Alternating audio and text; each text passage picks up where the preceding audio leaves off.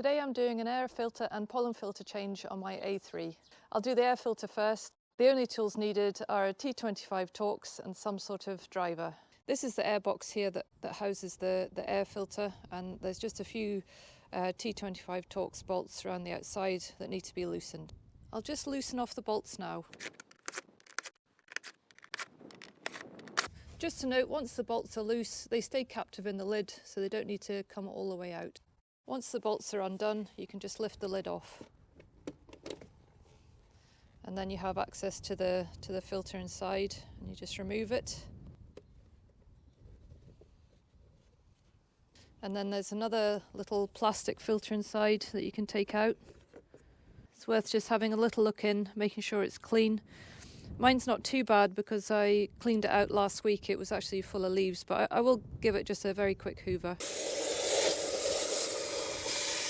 I'll give it a bit of a wipe over with the cloth as well. Just give this a bit of a clean. So then pop that one back in, and the new filter's ready to go in then. This is a Mann filter I've got. I'll put the part number, although that is actually the part number there, but I'll put it in the description, and I'll put the original VW part number in the description as well. When you're fitting this, I don't think it matters which way around it goes. Just make sure it's seated properly in there, and then put the lid on. Make sure that's seated on properly as well, and then it's time to tighten up the bolts. I'm going to just loosely do these bolts up with this driver, and then I'll get a manual driver to do it the rest of the way. I don't want to over tighten them.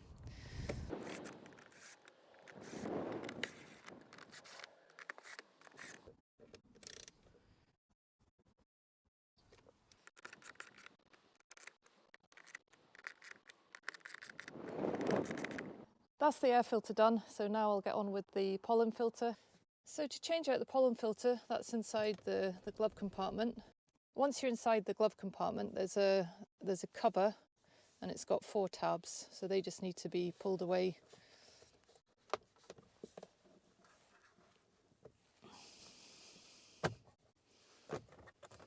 And then it just kind of comes away like that.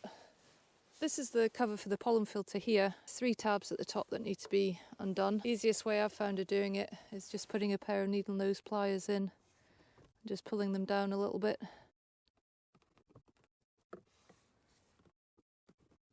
And then the cover should just pull away then.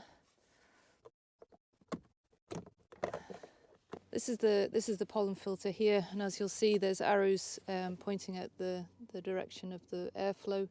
So if you just make sure that the new one goes in the same way, and then just to get it out, it's a little bit fiddly, but the best way I've found to do it is just sort of pull it over at that end, then pull it at this end, and it should just slide out.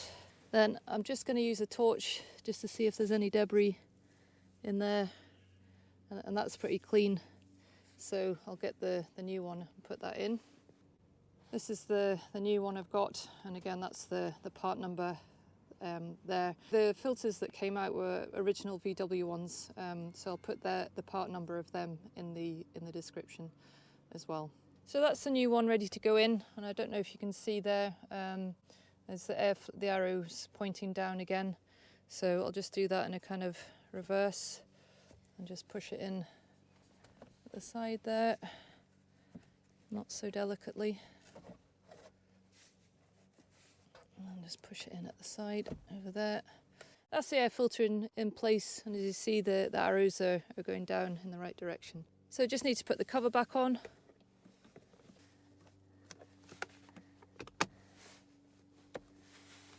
So once the 3 tabs at the bottom are slotted in, should be able to just push it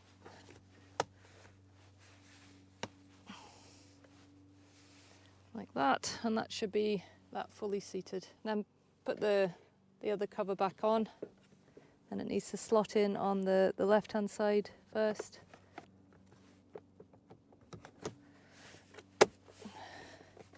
And that's that fully back in. That's both filters in, and that was a sort of 10 to 15 minute job for the pair of them. Between them, the filters cost me £38. So if you can do that yourself, it's worth saving the money. I hope you enjoyed the video, and thank you very much for watching.